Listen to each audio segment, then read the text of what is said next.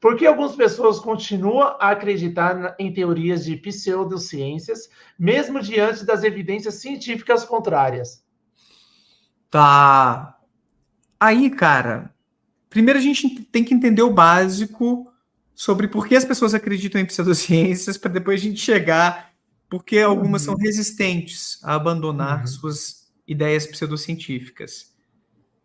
É muito curioso porque a pergunta anterior sobre religião tem uma resposta, pelo menos porque as pessoas acreditam em Deus e em fenômenos milagrosos e coisas do tipo, tem uma resposta, um conjunto de respostas complementares muito parecido com o que a gente encontra nas pseudociências. Ou seja, por que as pessoas acreditam em seres sobrenaturais é parecido com por que as pessoas acreditam em pseudociências. Pelo menos eu tenho encontrado muitos paralelos interessantes entre ambas as situações. Então, vamos lá. Existem motivos sociais ou culturais, cognitivos e motivacionais para as pessoas acreditarem em pseudociências. Culturais em que sentido? Existem algumas evidências de que quanto mais uma prática pseudocientífica é popular em uma sociedade, em uma cultura, maior a chance de as pessoas aprenderem a acreditar naquilo, tomarem aquilo como verdadeiro. Se muitos estão acreditando, falando que funciona, que é bom demais, deve ser verdadeiro. Até porque essas práticas mais populares acabam entrando em órgãos públicos como o SUS, Poder Judiciário, e a gente tem a constelação familiar em ambos os órgãos. E quando você tem o governo federal chancelando uma prática como constelação familiar no SUS, no Judiciário, isso acaba tendo um verniz de credibilidade. E as pessoas, então, acreditam mais nessas práticas pseudocientíficas. Principalmente quando naquela cultura ou sociedade não existe uma batalha, uma luta, um movimento crítico acerca daquela doutrina, daquela prática. E eu falo isso a partir de estudos científicos.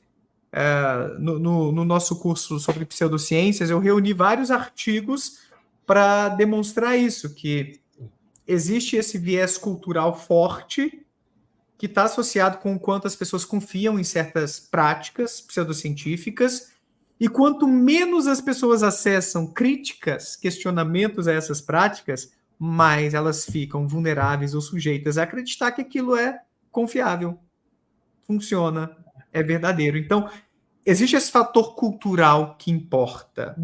Um segundo aspecto motivacional. As pessoas acreditam e buscam mais pseudociências quando elas estão em sofrimento.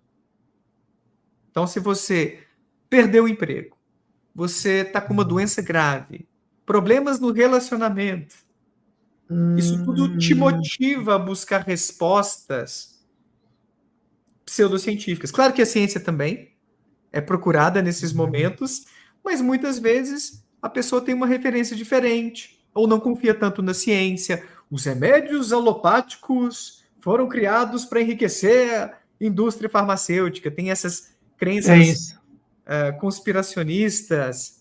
É claro que existe lucro, a gente está numa sociedade capitalista e a gente não pode ser ingênuo, mas daí também questionar a eficácia de medicamentos sem uma base sólida, evidencial para isso, é meio complicado.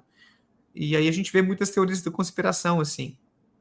Mas tem um estudo, só para citar um exemplo, da Lindemann, que encontrou que quando um grupo de pessoas tinha passado por eventos negativos recentemente em sua vida, tipo divórcio, um assalto, um problema de saúde, elas se mostravam mais interessadas em astrologia, mais abertas a acreditar ou a procurar um astrólogo. Qual é a explicação delas? Da Lindemann e Lilkevist, é o sobrenome da outra pesquisadora. A interpretação delas é que quando a gente está numa situação ruim, adversa, a gente quer entender por que está passando por aquilo e o que fazer para melhorar e quando vai melhorar. E a astrologia te daria uma resposta, te daria um norte sobre o que fazer. Calma, é Mercúrio retrógrado. Daqui a pouquinho vai passar esse trânsito planetário aí, as coisas vão se regularizar. Ou então toma cuidado com aquele colega de trabalho, não faça assim, ou faça assado. A pessoa tem uma resposta, ela ganha esperança, e daqui a pouquinho as coisas devem melhorar. Então, esse é o fator motivacional, que soma ao fator cultural. Se você está numa cultura em que aquela prática é muito valorizada, você está passando perrengue, você vai atrás daquela prática.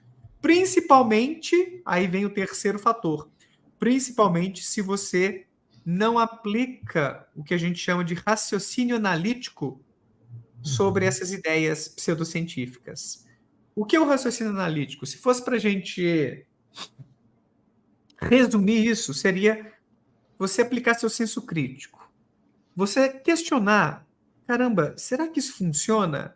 Quais são as provas ou evidências de que essa prática é eficaz, de que essa doutrina descreve a realidade? Não tem uns furos nisso aí? Essa atitude cética, analítica, ela é muito imunizante.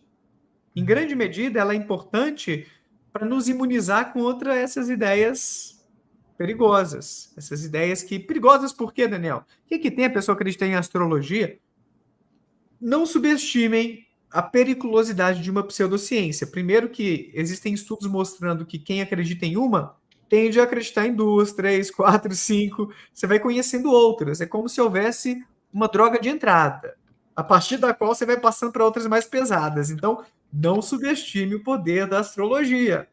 Tem estudos, inclusive, levantamentos na Europa, que encontraram que mais ou menos 6% das organizações ou empresas consultadas usam o horóscopo, ou o mapa astral, alguma coisa do tipo, signos, como critério na hora de avaliar um candidato. Olha isso, cara.